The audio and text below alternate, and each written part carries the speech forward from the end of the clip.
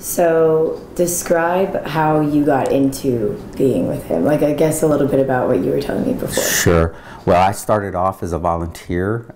He had returned to Houston after serving as the director of the CIA, and he came and spoke at the Harris County Young Republicans, and I happened to be at the meeting and was introduced to him, and later on I signed up to help as a volunteer during his campaign, running in the Republican primaries, and that's how I got my start.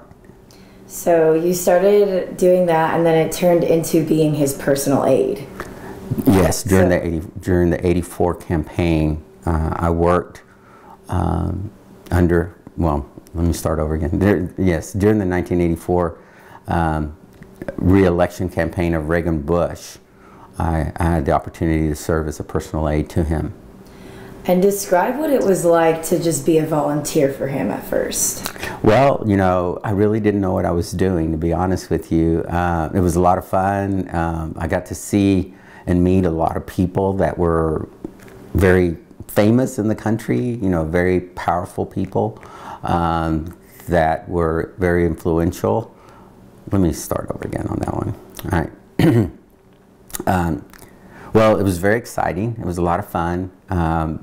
There was an opportunity for me to meet just a diverse group of people, both in the business world, in the political world, in the entertainment world, and just about everybody that we got to meet was somebody very important or very famous. So that was very energizing for me as a young 20-year-old, as a 20-something.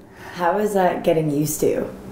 Well, you know, after a while, you just kind of, you have to focus on your job and make sure that you're meeting your responsibilities. And so you just kind of grow into it, you mature into the position.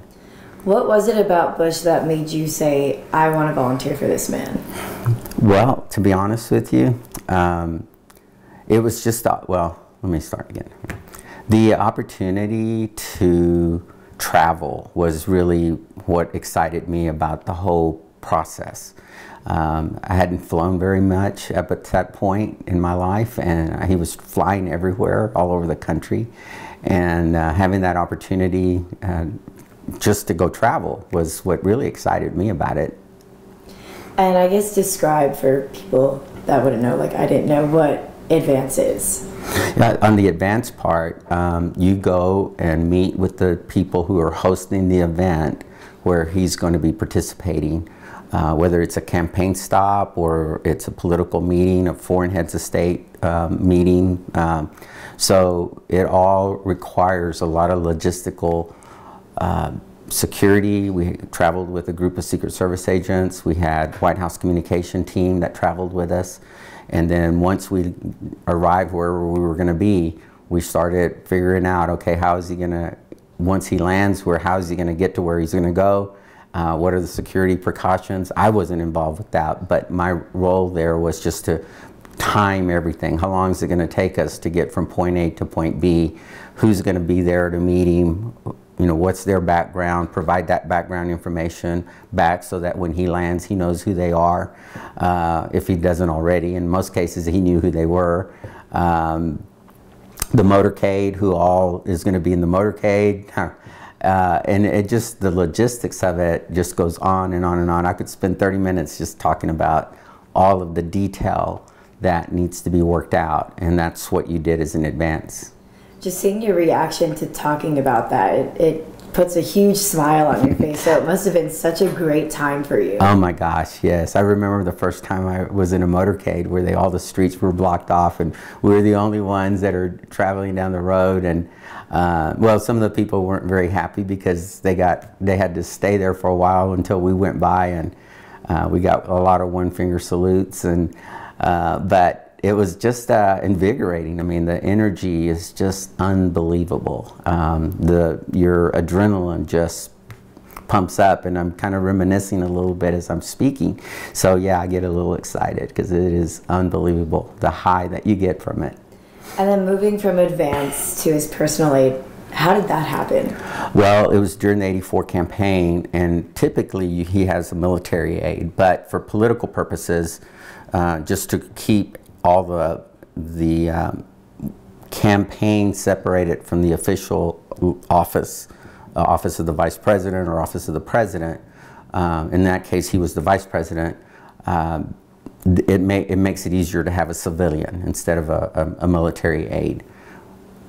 And so he chose you? Yes. Yeah. How did that feel? How was your interactions with him before then, that you were like, did you think he was going to choose you? What was that feeling like? I didn't have a clue that I was even being considered. I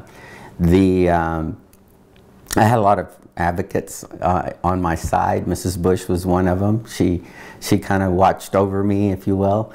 Mr. Baker, James Baker, who I met early on when he was running in the primaries, he took care of me. So there was just a group of angels, I call them, that were kind of rooting for me and wanted to see me grow and mature. And when you did get chosen to be his personal aide, what was that like?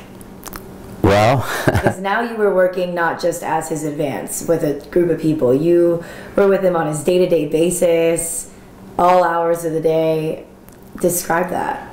Well, my concentration and focus was not to mess up. I had to stay really focused. I didn't really have a lot of time to wonder or think about things because things happen so rapidly. And it's incredible the pace that we keep when you work at the White House. It's just, you can't describe it. It is one incident after another, and they're all important. You're actually getting to see history play out firsthand. And you have to stay focused on your goal or your mission of what you're supposed to be doing. And so I had very little time to really think about things outside of what I had to get done. What was he like? Oh my gosh, he was funny. He loved to play jokes. He's super bright. He's super intelligent. His memory recall was incredible. He could remember things that just shocked me often, where he would see people, he wouldn't see someone for 2 or 3 years, and they would walk up and he would remember their names, who their family was. I mean, it was just amazing, that skill that he had to be able to do that. He loved people, had a tremendous love for people, and of course his family were number one. And he never, he never really, he was just so constant and steady. Every day you knew what you were going to get when he walked in. He wasn't moody or overreacted. He never got real high or he never got real low. He just stayed constant. And when his wife had passed, you were at the funeral. Did you speak to him there? I did. I paid my condolences to him, and like he always did, just shocked me. He asked me, "How's my daughter?" And that just totally blew me away because, he was concerned about me. He was showing me he still is concerned about who I am, and he knew my daughter was everything to me, especially during those days because I didn't get to see a lot of her, and so he asked me about her. If you could say one thing about him, what would it be? Well, it's impossible to say one thing, but if you ask me one word, I would say love. His love.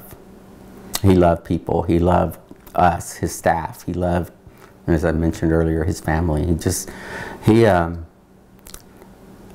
had a propensity to love and enjoy his life and issues. He loved taking on challenges and working through the issues. And he had such a complex perspective of, or was able to deal with complex issues fairly easily, really. Where, if it was me, I would have passed out from the pressure and the stress of having to make the decisions that he had to make. And being that there's such a stigma on politicians in general, just how they don't say the right things, or not everyone agrees with him. How do you think that Bush overcame that? Well, he had such a he had such an internal confidence in himself.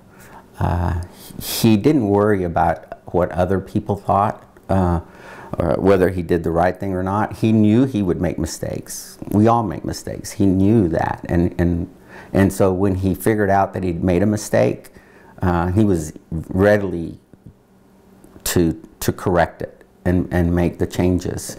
You know, he lost 2 races, and of course he lost the nomination. He didn't get to. He wasn't picked. So he was used to facing defeat in some ways. Probably the hardest. And I didn't know him when all this happened, but he lost his 4-year-old daughter and to leukemia, and I know that was extremely difficult for him. They never forgot, and no parent does. You know, they never forget if you lose a child. And so,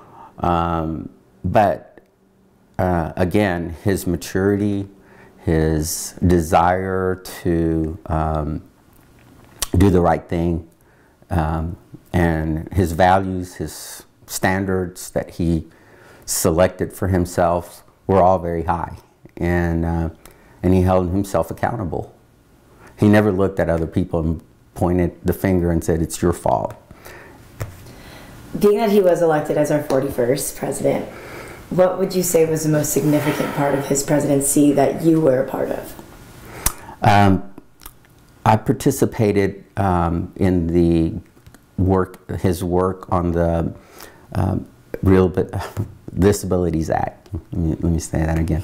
Okay, so I was there when the Disability Act was being worked on and being lobbied for to Congress to get that passed, and I got to participate in the signing ceremony, and that was probably one of the most significant part. But all of it is, I mean,